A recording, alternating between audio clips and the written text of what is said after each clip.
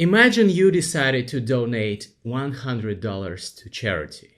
There are numerous candidates for your generosity. Here's a potential list. 1. A foundation for people afflicted by cancer.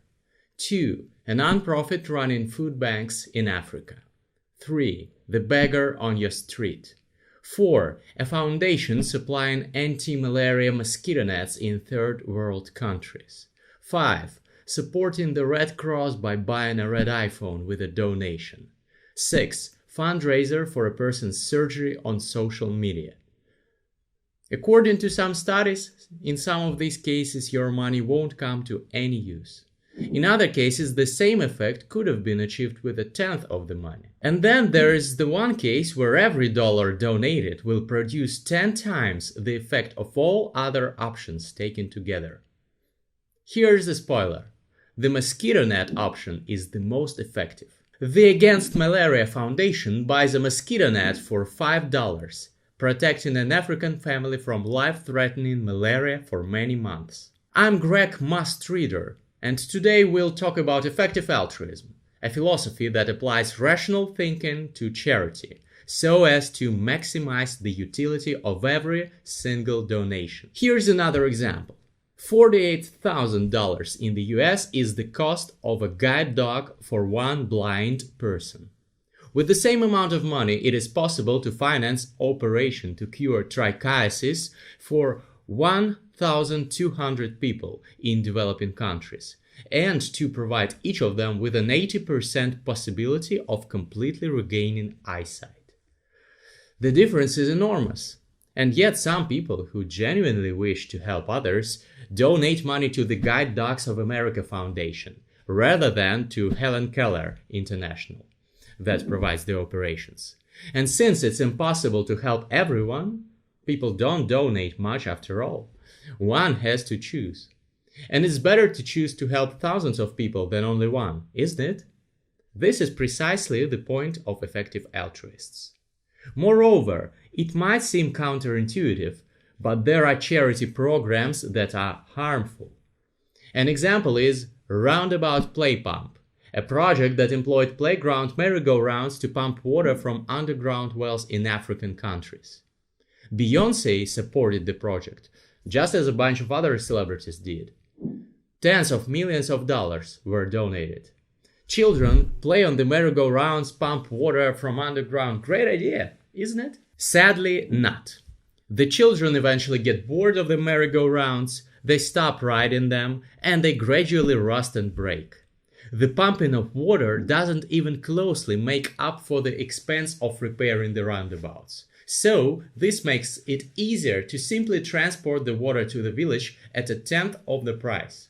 A huge favor. Here's another example. The program Scared Straight. It brought young delinquents to prisons in order to scare them. This was broadcast on TV. Sounds an interesting idea, right?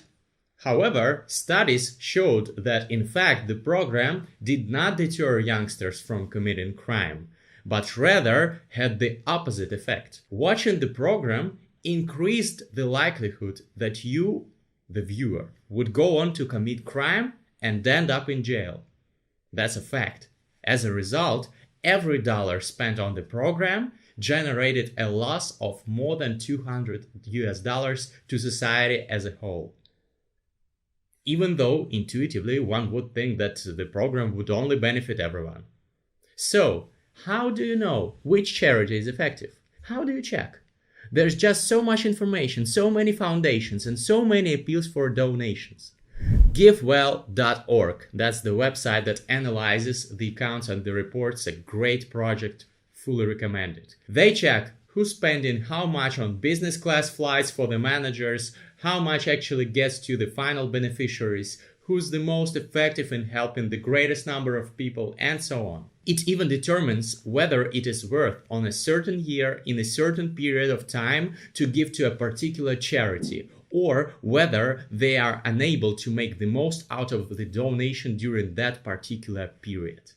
Some of the top-ranking charities on GiveWell are Against Malaria Foundation, which I personally support with monthly donations.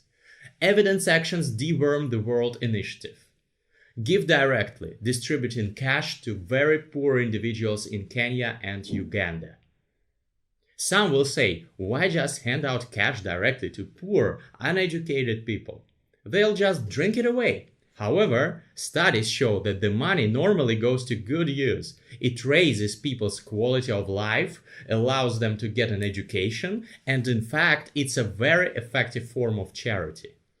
These are just some examples, but you can find more effective foundations on givewell.org. Here's another example. Whenever a natural disaster happens somewhere, a flood or an earthquake, if international organizations start collecting funds for helping the victims and massive fundraisers are advertised on TV, it's more likely that every dollar you send there is less effectively spent than if you were to donate to an effective charity, although it is lesser known. Because it is lesser known. It's a bit like thinking that somewhere a person is freezing. They don't have a jumper.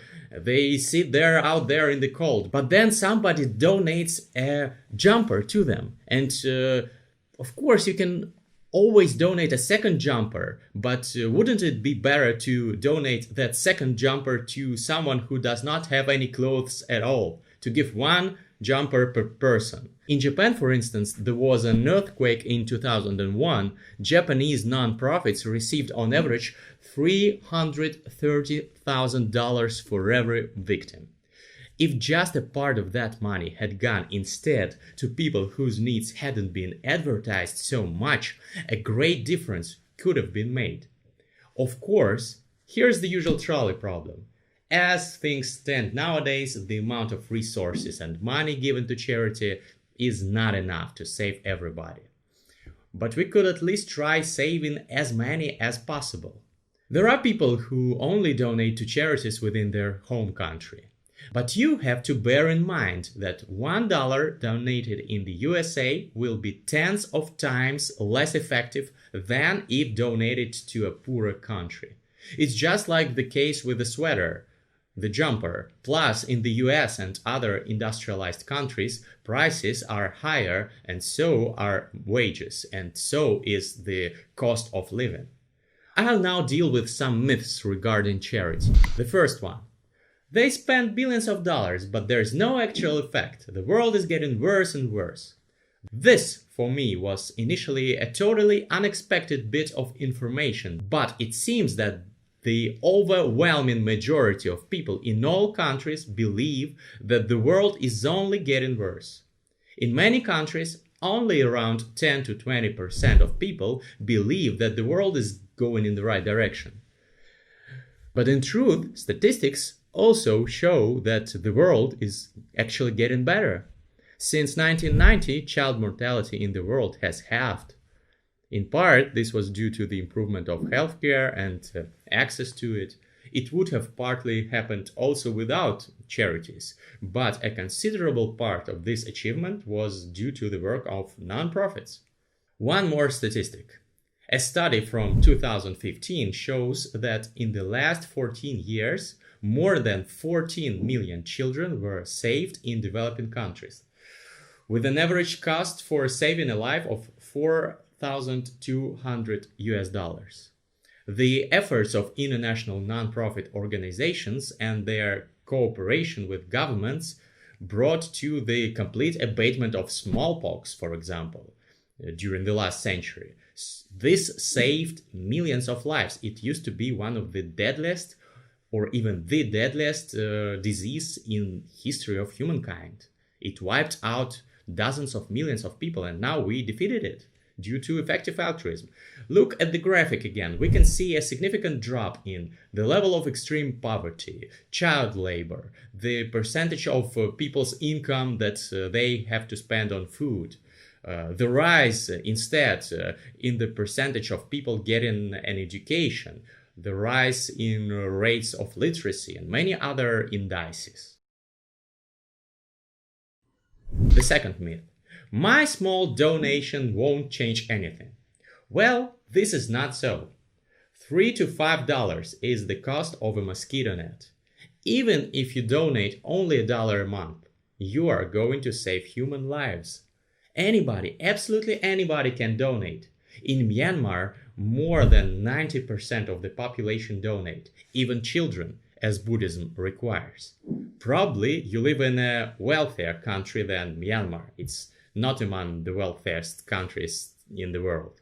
So, even if you get an average salary in your country, you are still probably amongst the top 5 or 10 richest people on earth if you are watching this channel. So, the philosopher Peter Singer, for example, made a great analogy. You are walking along a pond and you see a child drowning. You are wearing an expensive suit. Would you jump in to save the child, even though it's going to ruin the outfit? The majority of people would say, yeah, sure. Then why wouldn't you sacrifice a small sum, even though on a daily basis you pass by people in need of help, just like that poor child? Personally, this argument was decisive in getting me to adopt effective altruism and to start donating on a regular basis. By the way, take a look at my video podcast with Peter Singer on this YouTube channel, where we discuss effective altruism and many related topics. It's a must-watch. Peter is frequently referred to as the most influential philosopher currently alive. He is the founding father of both effective altruism and the animal rights movement. Check out the video podcast. The link is in the description of this video as usual. Another myth. Helping poor people leads to overpopulation.